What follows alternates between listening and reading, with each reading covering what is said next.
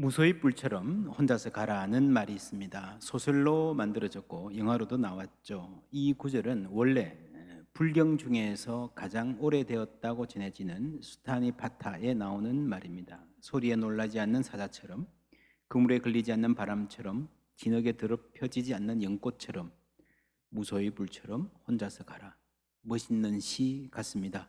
무소는 코뿔소를 말합니다. 코뿔소는 뿔이 두 개죠. 큰 뿔, 작은 뿔이 앞뒤로 나 있습니다. 근데 인도에는 뿔이 하나뿐인 코뿔소도 있다고 합니다. 다른 동물들, 소나 사슴, 염소 등의 뿔은 다 둘이죠. 이거는 뼈가 돌출한 겁니다. 뼈하고 이어져 있는데 코뿔소의 뿔은 뼈와 연결되어 있지 않습니다. 그래서 이게 피부가 딱딱해진 게 아닌가 추정하기도 합니다. 어쨌거나 이 당당한 최고의 동물의 중심에 있는 외뿔, 이거는 상당히 멋있게 보이고 상상력을 자극할 수 있습니다. 나도 저렇게 당당하게 살아보고 싶다. 그물에 걸리지 않는 바람처럼 누구나 한 번쯤 이런 자유를 꿈꾸어 볼 것입니다. 우리가 뭐 좀 하려면 제약이 많잖아요. 여기서 걸리고 저기서 부딪히고 이것저것 좀 다 내려놓고 이 걸리적거리는 거 구애받지 않고 좀 세파를 초월해서 쉬운 말로 좀 쿨하게 그렇게 살고 싶다. 그런데 이런 소원에 대해서 성경은 무엇이라 말할까요? 전도서 9장 12절 함께 읽습니다. 분명히 사람은 자기의 시기도 알지 못하나니 물고기들이 재난의 그물에 걸리고 새들이 올무에 걸림같이 인생들도 재앙의 날이 그들에게 홀연히 임하면 거기에 걸리느니라. 이게 인생이라는 거죠. 짐승이요, 숲을 막 돌아다니다가 천진난만하게 어느 순간에 갑자기 홀연히 덫에 딱 걸리면 아둥바둥 못하는, 조금도 예상하지 못한 재난이 닥칠 수 있는, 그게 인생이다. 여러분 어떻게 생각하십니까? 우리가 행복이라고 하는 것, 어느 날 걸려온 전화 한 통화로 산산조각 날 수도 있습니다. 바람같이 그물에 안 걸리면 좋겠지만 여러분, 몸이 있는 사람이 어떻게 안 걸릴 수 있어요? 혹 머리 좋은 사람은 피할 수 있고 힘에 센 사람은 뚫고 지나갈 수도 있겠지만, 그러나 어떤 그물은 아무리 강한 사람도 꼼짝 못하게 하는, 우리 인생에는 피할 수 없는 역경이라는 것이 있다. 우리가 다 잘 알고 있습니다. 그물에 걸리지 않는 바람과 같은 자유, 이것은요 사실 불교만이 아니라 모든 인간의 보편적 로망입니다. 기독교 내에도 그런 생각을 가진 사람들이 있었습니다. 신앙이 좋으면, 영적인 사람이 되면은 그런 인간적인 제약을 넘어설 수 있을 것이라는 생각, 영지주의라고 합니다. 그물에 걸리지 않는 바람과 우리가 다른 점은요, 무엇보다도 우리가 몸을 가지고 있다는 사실입니다. 영지주의는 사람이 정말 영적이 되면, 영적인 사람이 되면 이런 몸이라는 차원을 벗어나거나 초월할 수 있다고 가르칩니다. 그러나 성경은 말씀이 육신되어 우리 가운데 거하심에 라고 하죠. 예수님은 만물 위에 계시고 만물을 초월해 계시기 때문에 본질적으로 자유로운 분입니다. 예수님이야말로 그물에 걸리지 않는 바람과 같이 살 수 있는 분이십니다. 그러나 그물에 걸려서, 덫에 걸려서 아둥바둥 할 수밖에 없는 우리를 위해서 예수님 스스로가 똑같은 제약 속으로 들어오시는 겁니다. 육신이 되셨다는 것은 안 먹으면 배고프고 맞으면 아프고 공격과 비난을 받으면 마음이 시린 그런 존재가 되셨다는 것입니다. 예수님께서 육신이 되셨다는 것은 우리 모두가 몸으로 살아가는 이 실존, 땀 흘려 일해야 살 수 있고 애면 걸면 자식 키우고 서로 부대끼며 살아가는 이 삶 전부를 품으셨다는 말입니다. 히브리서 말씀 함께 읽습니다. 너희도 함께 갇힌 것 같이 갇힌 자를 생각하고 너희도 몸을 가졌은즉 학대받는 자를 생각하라. 갇힌 자들, 이 땅에서 학대받는 자들, 북한에서 인권을 짓밟히는 백성들, 미얀마, 아프가니스탄 사람들이 몸으로 당하는 고생들, 남의 일로 생각하지 말라. 그리고 왜라고 제시하는 그 이유가 대단히 중요합니다. 너희도 몸을 가졌으니. 너희도 몸을 가졌으니. 무슨 말입니까? 여러분, 영지주의는요, 혹은 불교는요, 나의 마음의 평안을 위해서 몸의 의미를 극소화합니다. 근데 성경은 반대로 몸의 의미와 중요성을 확장합니다. 몸이 중요하다. 남의 몸도 생각하라. 그리고 우리 몸이 하나님의 성전이라고 말하잖아요. 여러분, 사람이 영적이 된다는 것은요, 몸을 무시한다는 말이 아니라 몸과 마음 모두를 포함해서 소중히 여기고 그것으로 하나님 안에서, 사람 전체가 하나님 안에서 살아간다는, 그게 영적인 거예요. 그래서 여러분, 자신의 몸을 잘 돌보는 것도 신앙 생활입니다. 우리 교회에서 숙면하십시오. 잘 먹고 운동하는 것도 중요합니다. 내일부터 굿나잇 스트레칭도 하는데 이 몸과 마음 다 중요하다는 말입니다. 너희도 몸을 가졌으니 라는 말은 이 몸을 통해서 우리가 다른 인간들과 연대한다는 것입니다. 우리가 그런 말 자주 하죠. 나도 자식 키우는 처지에 다른 자녀들의 아픔을 외면할 수 없다는 말이죠. 비슷한 이치로 나도 몸을 가졌으니 다른 몸의 아픔에 무관심해서는 안 된다는 것, 그것이 기독교 신앙의 본질적인 메시지입니다. 우리 교회가 지금 기품 운동하고 있습니다. 기도로 품습니다. 무슨 말입니까? 여러분, 누군가를 품는다는 것은요, 그들의 소망과 고민, 아픔을 내 것으로 삼는다는 말이죠. 할 수 있습니까? 내 코가 석자인데, 나 하나 살기도 힘든데, 안 그래도 신경 쓸 일 많고 정신 복잡한데 다른 사람들의 사정까지, 아픈 것까지 붙잡고 기도한다, 기도로 품는다. 이것은 많은 종교들이 자신의 마음의 평안을 얻기 위해서 가는 방향. 여러분, 속세를 떠난다 그러잖아요. 인연을 끊잖아요. 그거하고는 정반대로 가는 겁니다. 정반대로 가는 겁니다. 여러분, 사자가 소리에 놀라지 않는 것은 마음이 강하기 때문이 아니라 몸에 힘이 있기 때문입니다. 여러분, 조그마한 동물들은 늑대나 표범 소리에 놀라죠. 사자는 그럴 필요 없습니다. 그런데 사자가 정말 어떤 소리에도 어떤 상황에도 놀라지 않을까요? 더 중요한 질문은, 놀라지 않고 염려하지 않고 살 수 있는 것은 어느 정도의 힘이 있기 때문인데, 그 힘을 가지고 남용하지 않고 살 수 있는가? 힘 있는 사람이 약한 사람을 침해하지 않고 살 수 있는가? 내가 배가 고프면 약한 동물 잡아먹을 수 있는 힘이 있는 사자의 용기도 가지고 다른 사람을 배려하는 삶도 살 수 있는가 하는 것입니다. 기독교 신앙의 본질은 남에게 해를 끼치지 않는 것을 목표로 하는 것이 아니라 그 아픔을 품는 겁니다. 내가 원하는 만큼 그들을 대접하는 것입니다. 그리고 우리가 다 약한 사람들이지만 그 위에 부어주시는 하나님의 일하심, 하나님의 은혜를 기대하는 것입니다. 우리가 다 약하고 제약이 많은 인간들입니다. 그 제약은 첫 번째로 우리가 몸을 가졌기 때문이고, 두 번째는 우리가 시간의 제약 안에 있는 사람들이기 때문입니다. 1절부터 말씀 함께 읽습니다. 범사에 기한이 있고 천하만사가 다 때가 있나니 날 때가 있고 죽을 때가 있으며 심을 때가 있고 심은 것을 뽑을 때가 있으며 죽일 때가 있고 치료할 때가 있으며 헐 때가 있고 세울 때가 있으며 지킬 때가 있고 버릴 때가 있으며. 지킬 때가 있고, 지키는 걸 포기할 때 정도가 아니고 지킬 때와 버릴 때가 있다는 겁니다.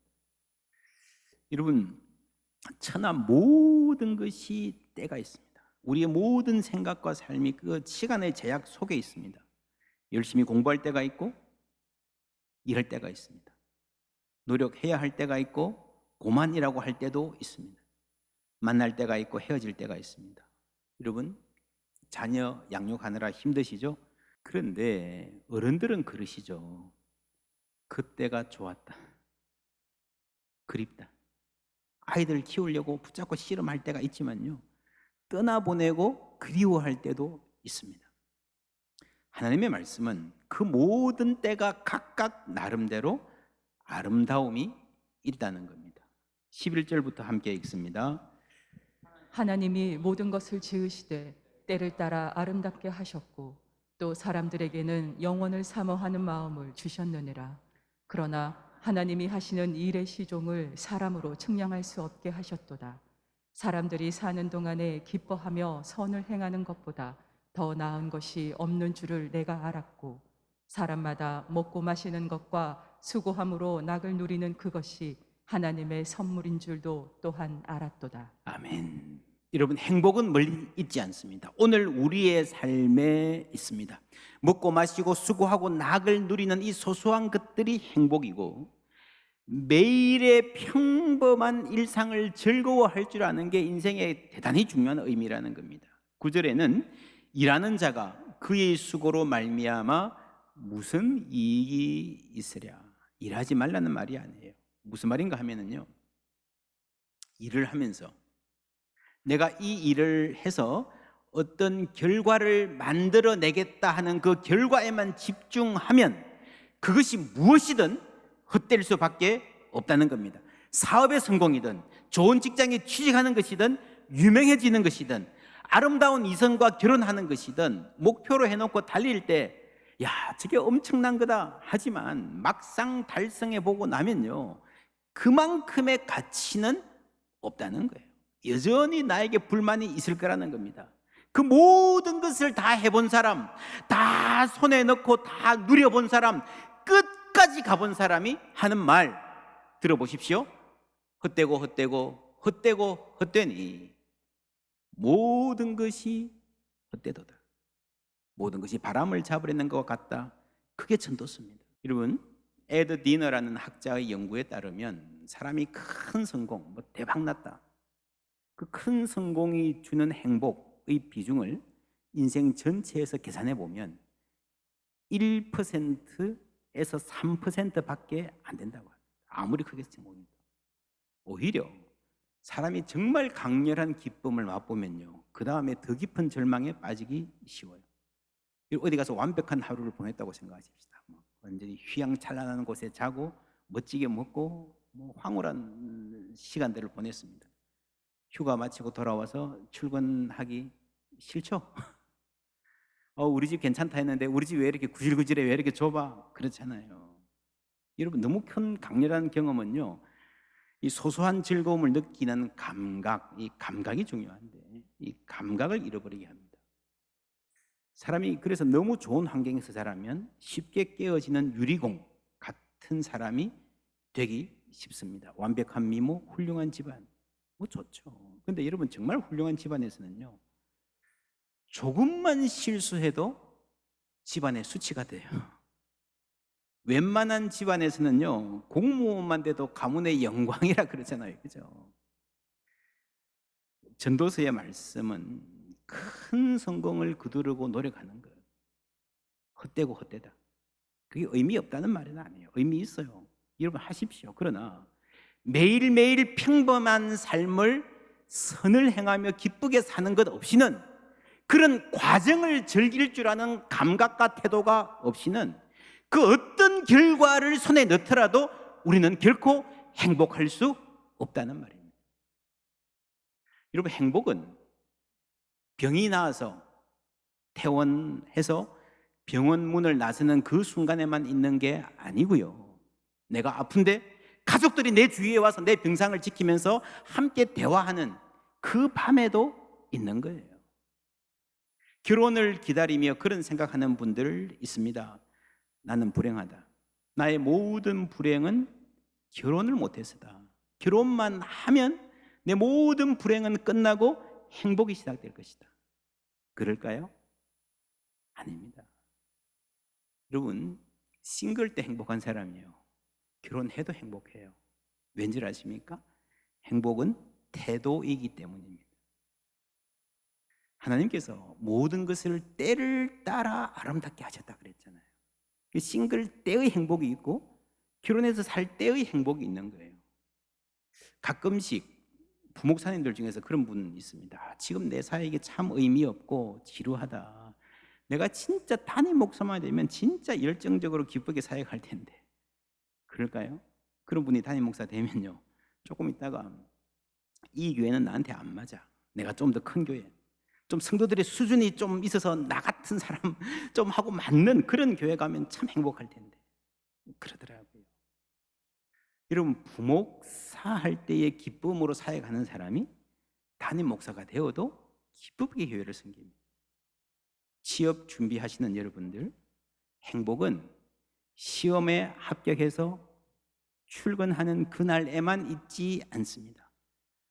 여러분, 세상 사람들이 다, 여러분 친구들이 다 부러워하는 그 직장에 취업하고 난 후에도 고달픈 날들이 있을 거예요. 그렇죠? 반대로 그 전에도 취업 못해서 마음 졸이면서 준비하는 그 전에도요, 행복한 삶이 가능합니다. 열심히 공부하고 준비하십시오. 최선을 다해서 노력하십시오. 그러나 공부하는 이 기간도 소중한 내 인생의 일부라는 사실을 양보하지 마시기 바랍니다. 자주 잔잔한 미소를 짓는 사람, 이 복된 사람입니다. 이런 시름이 있습니다. 사람들에게 자신이 좋아하는 것, 싫어하는 것을 종이를 주고 적어보라 그랬어요. 그리고 그 사람들의 행복 지수를 측정해 보았습니다. 우리가 쉽게 예상하듯이 행복 지수가 높은 사람들은요, 좋아하는 것을 많이 적어요. 불행하다 하는 사람들은 싫어하는 것을 많이 적습니다. 여기까지는 예상이 가능하죠. 근데 재밌는 것은요, 불행하다 하는 사람들은요, 좋아하는 것도 대충 적어요.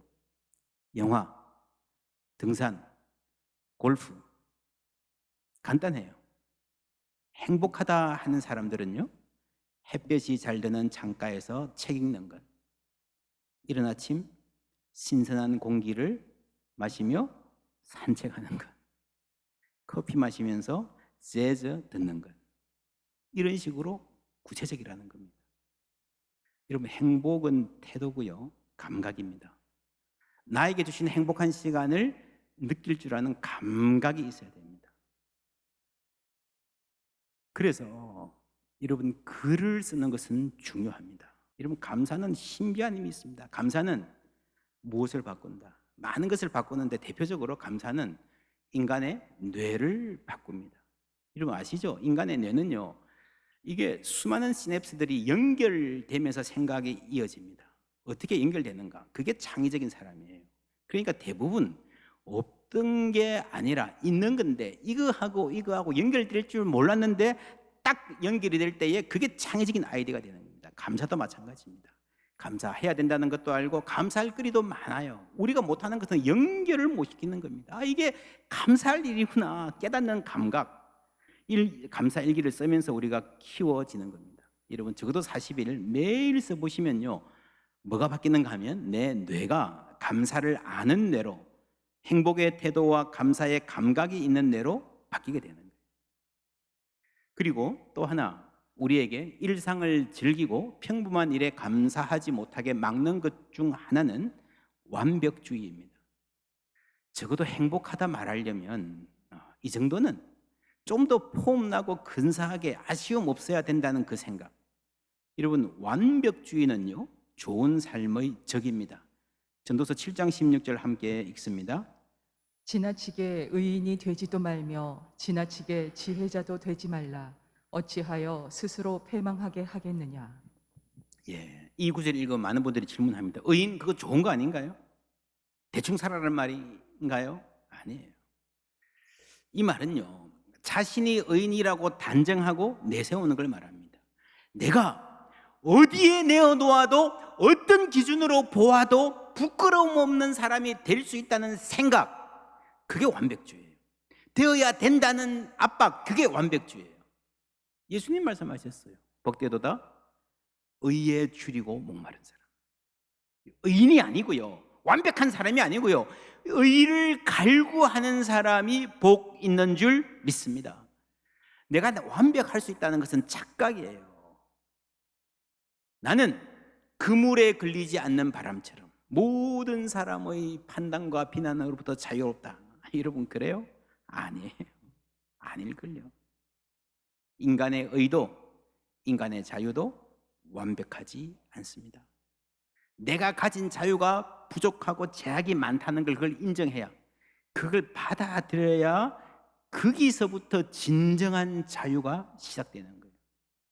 행복에 대해서도 완벽주의적 견해를 가진 사람이 있습니다. 불행한, 아픈 일이, 슬픈 일이 없어야 행복하다고 느끼는 사람일수록 더 불행하다는 통계가 우리 묵상집에 잘 실려 있습니다. 꼭 보시고요. 우리가 행복은 인생의 목적이 되면 안 된다라는 말을 자주 하는데, 여러분, 행복하기 위해서 노력하는 것은 좋아요. 근데 문제는 너무 힘을 주고 노력하다 보면 내 나름대로 완벽한 그림을 그리게 된다는 거죠. 거기서 비틀어지면 아니다 생각하게 되는, 그게 문제입니다. 여러분, 모나리자라는 그림 아시죠? 아시죠? 예. 절세의 미녀 그림입니까? 아니죠. 근데 그 그림이 왜 특별할까요? 그 모나리자 그 그림이 왜 세계 최고의 초상화가 되었을까요? 완벽한 미인은 아닌데 아마도 사람들이 바라보기에 평안을 느끼는 그런 깊은 미소가 있기 때문에 그렇지 않을까, 이 미술사가들이 그렇게 추정을 해왔습니다. 그래서 네덜란드 암스테르담 대학 연구팀이 분석을 했어요. 그 비슷한 지중해 지역, 비슷한 혈통의 여성들을 모아서 표정을 연구를 해서 중립적 기준을 정하고 6가지 감정, 행복, 놀람, 분노, 혐오, 공포, 슬픔들을 다 숫자로 지수화해서 아주 세밀하게 분석을 했습니다. 그렇게 해보니까 모나리자 얼굴의 83%가 행복이래요. 나머지 17%는 혐오감이 9%, 두려움이 6%, 분노가 2%라는 거예요. 인간의 모든 얼굴은요, 하나의 감정만 담고 있는 게 아니라 복합적인 감정이 얽혀 있습니다. 여러분 놀랍지 않습니까? 최고의 평안한 미소도요 83%라는 거예요. 이 83%라는 숫자에 착안해서 우리 83%만 행복합시다, 뭐 그런 내용의 책도 나왔어요. 그 안에 있는 연구 하나가 사람들의 행복 지수를 조사해 보니 10점 만점으로 조사를 쭉 해보니까요, 10점이나 9점인 사람들보다 8점인 사람들, 그 사람들이 20년 후에 가서 보면 학업이나 직장에서의 성취도, 관계 다 좋고요, 이 사람들이 훨씬 더 건강하다라는 겁니다. 재밌죠? 이런 사람은요, 아무런 걱정과 아쉬움이 없는 상태보다 약간의 부족함, 약간의 걱정 있는 상태에서 훨씬 더 창의적이고 열정적이 될 수 있고, 그런 사람들이 마침내는 더 잘 살게 되더라는 겁니다. 완벽한 조건에서 자라나면요, 대부분 여러분 아시잖아요, 조그만 불행이 닥쳐와도 쉽게 무너집니다. 우리가 흔히 야 스트레스 주지 마, 스트레스 나쁜 거야 그러는데, 여러분 아세요? 어느 정도의 스트레스는 몸과 마음의 건강을 위해서 유익합니다. 그래서 학자들은 그렇게 분석해요. 스트레스 중에 유스트레스, 좋은 스트레스가 있고 디스트레스, 나쁜 스트레스가 있다. 여러분 스트레스 있으십니까? 그 모든 스트레스가 말끔히 사라지고 100% 행복한 날 기대하지 마십시오. 그런 날은 안 올 겁니다. 온다고 해도 그게 좋은 게 아니다. 하나님께서 세상을 아름답게 지으셨습니다. 물론 죄로 인해서 많이 망가지고 얼룩졌지만 여전히 우리 삶에 아름다움이 있습니다. 때를 따라 아름답게 해주셨기 때문에 오늘에는 오늘의 기쁨, 오늘의 행복이 있는 줄 믿습니다. 지금 병원에서 이 설교 들으시는 분들도 계신데, 여러분 오늘에는 마찬가지로 크기에도 오늘의 기쁨, 오늘의 행복, 하나님이 마련하신 것이 있는 줄 믿습니다. 오늘을 사십시오. 여러분 무작정 오래 사는 사람이 복된 것 아닙니다. 하루를 살아도 기쁨으로 살 수 있는 사람이 복된 사람인 줄 믿습니다. 내가 빚 다 갚고 자식들 보란 듯이 성공하는 거 보고 모든 문제가 다 해결된 다음에 내 기쁨을 누리리라, 그거 아니고요. 아니고요. 스트레스가 있는 가운데도 웃고, 어려운 가운데도 이웃들을 손잡아주고 웃어주고, 힘든 가운데도 재밌는 농담도 할 줄 알고, 그런 사람이 복 있는 사람, 성령 충만한 사람인 줄 믿습니다. 이런 사람들이 이웃을 복되게 하고요, 하나님께 영광 돌리는 거예요. 이런 기쁨, 이런 행복, 때를 따라 주시는 복 누리는, 그래서 하나님의 아름다우심을 세상에 드러내는 성도님들 다 되시기를 주님의 이름으로 축원합니다.